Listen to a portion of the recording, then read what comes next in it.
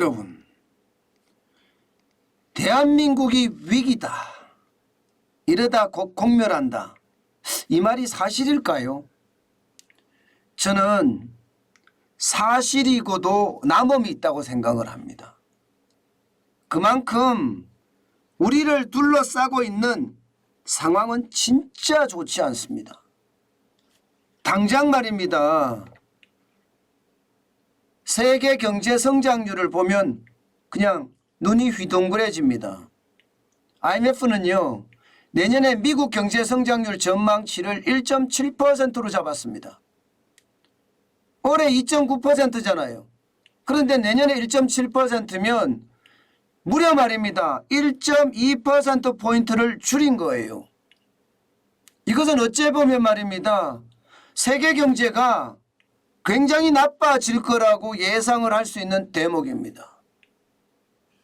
그만큼 말입니다. 세계 경제의 침체는 이제 피할 수 없는 그런 상황이 돼가고 있다, 이렇게 얘기할 수 있습니다. 더 큰 문제는 여러분, 이 수치마저도 말입니다. 다시 전망한다는 거 아니겠습니까? 이 수치마저도.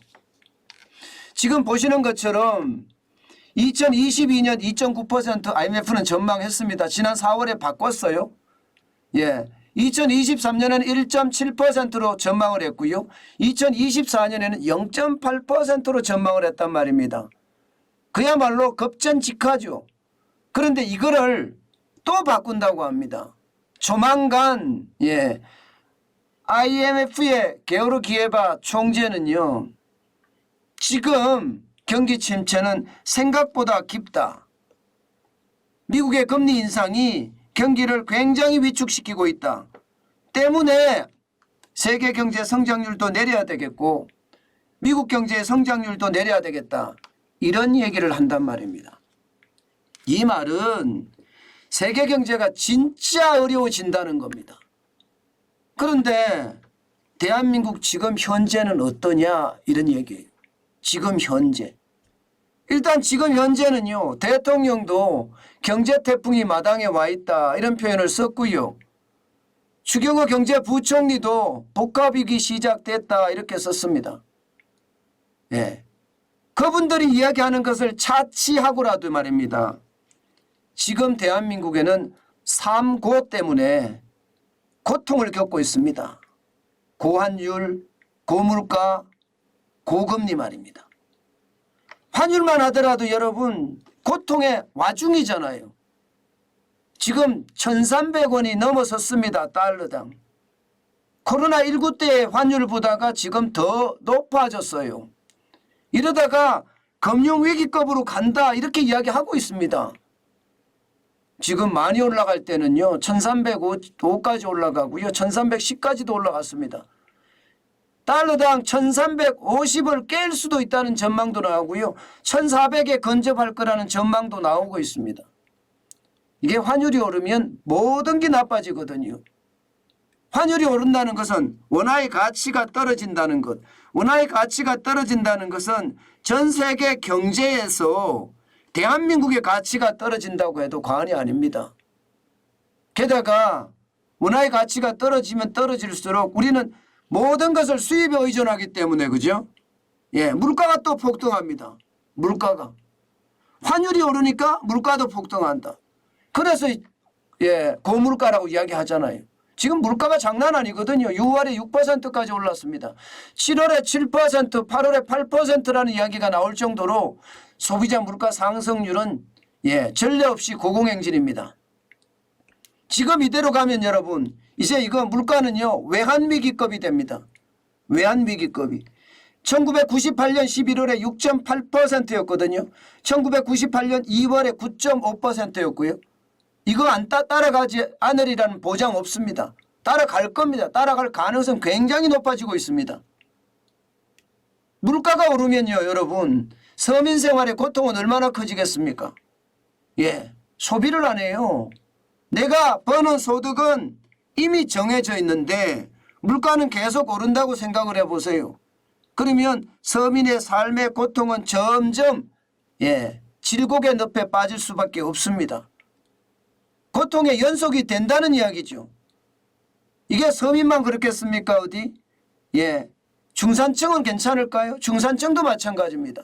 내 월급은 그대로인데 물가는 계속 올라가니 그에 대한 가처분 소득은 줄어들 수밖에 없잖아요.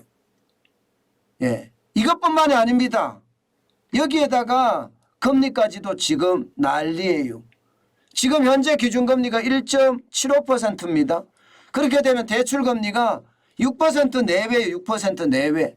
뭐 7% 이미 갔다 했는데 워낙 정부에서 누르니까 좀 줄였기는 해요. 그러나 최고금리가 줄어드는 거죠. 금리 자체가 내려간 것은 아니잖아요.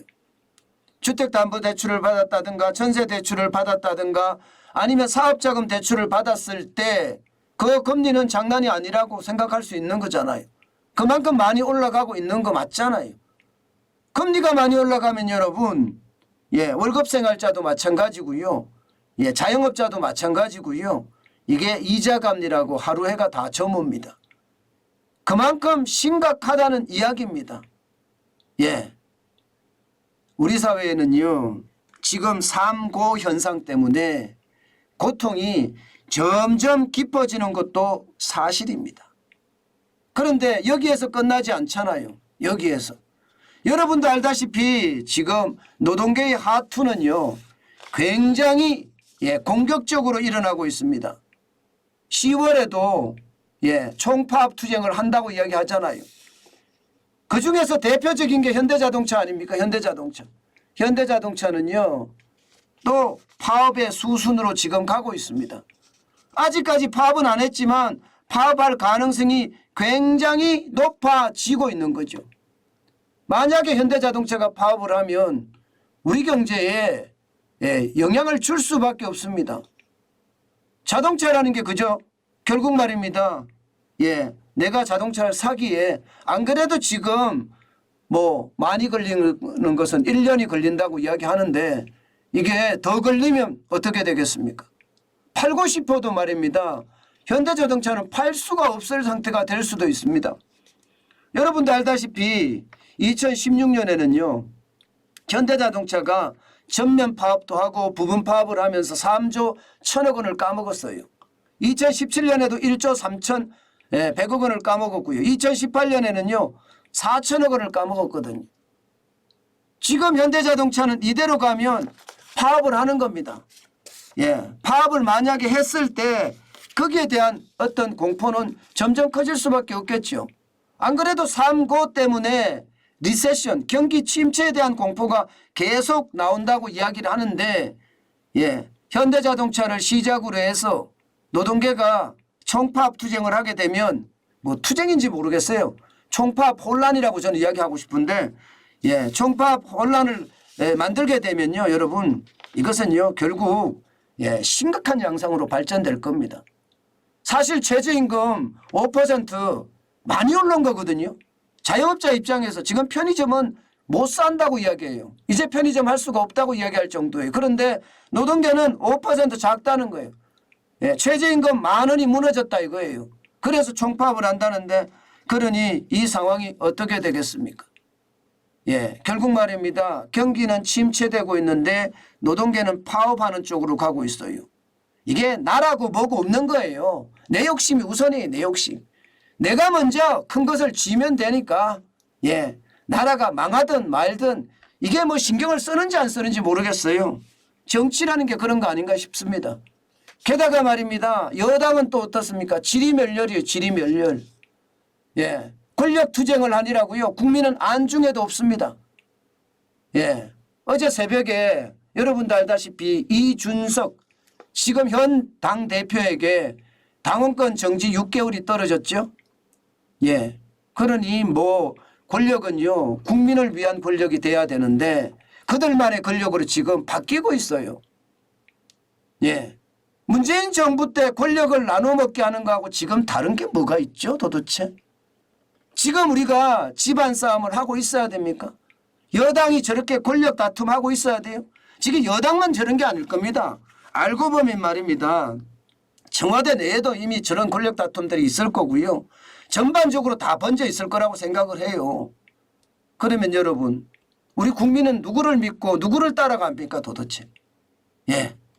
3고의 경기 침체가 그야말로 복합위기처럼 다가오는데 윤석열 대통령이 이야기했던 것처럼 경제 태풍이 마당에 와 있는데 예, 크게는 노동계가 집안 다툼을 하고 있고요. 적게는 권력을 잡았다는 여당이 권력 다툼을 하고 있습니다. 이러니 말입니다. 우리 국민은 도대체 어디로 가야 될까요? 오죽했으면 여러분, 오죽했으면 예, 성균관대 법학전문대학원 교수님이 계세요. 최준선 교수님. 이분이 뭐라고 했나 하면요. 예, 너무나 힘든 지금 노동계가 또 강경투쟁에 나선다면 더 이상 상생이 아닌 서로 공멸하는 결과를 초래할 뿐입니다. 이렇게까지 이야기할 정도입니다. 오죽했으면 말입니다. 지금 대한민국은 저는 위기 그 자체라고 생각을 해요. 권력을 가졌으면 겸손하고 국민을 위해서 뭘 할 것인가 고민을 해야 되는데 그들끼리 권력 다툼만 하고 있으니 참 답답할 노릇입니다. 여러분, 대한민국 공멸한다는 말은 바로 이 지표 하나로 그냥 다 설명이 됩니다. 무역수지가 지금 계속 적자잖아요. 대한민국의 가장 큰 경쟁력은 수출입니다. 수출이 무너져요. 수출이 무너지는데 어느 누구도 도대체 여기에 신경 쓰는 사람이 누군가 묻고 싶어요. 작년 12월부터 적자입니다. 예. 올 1월에는요. 47억 3천만 달러로 역대 최대 적자를 냈습니다. 그렇다고 4월, 5월, 6월이 좋았느냐? 그렇지도 않아요. 가까이 6월에는요. 24억 7,200만 달러의 적자를 내고 있습니다. 상반기 전체만 무역 적자가 무려 102억 7,400만 달러예요. 수출 대한민국이 완전히 무너진다. 이것은요. 어찌 보면 대한민국이 침몰한다는 이야기하고 다를 바 없습니다. 지금 제가 아주 간단하게 설명을 했지만 제가 지금 설명드린 게 현실이에요. 이게 앞으로 대한민국을 도대체 침몰 안 하고 이게 유유히 대양을 항해할 수 있는 그런 힘이 있을까요? 저는 그런 힘이 있을까 싶습니다. 위기 속에서는요. 모두가 한마음 한뜻이 돼야 되거든요. 그런데 모두가 갈라져요. 갈라졌어요. 그동안 말입니다. 문재인 대통령이 갈라치기 한다고 비판했던 사람들조차도 자기네끼리 갈라치기를 하고 있어요. 저게 이제 우리에게 다가올 날도 저는 머지않았다고 보이는 거예요. 사실 참 금불심령 하무시비롱이라고 했는데 어떻게 국민은 안중에도 없고 자기네들끼리 권력 다툼만 하고 앉았으니 대한민국이 공멸한다는 말이 안 나오겠습니까? 참 답답한 현실에 여러분 마음이 굉장히 우울해지네요.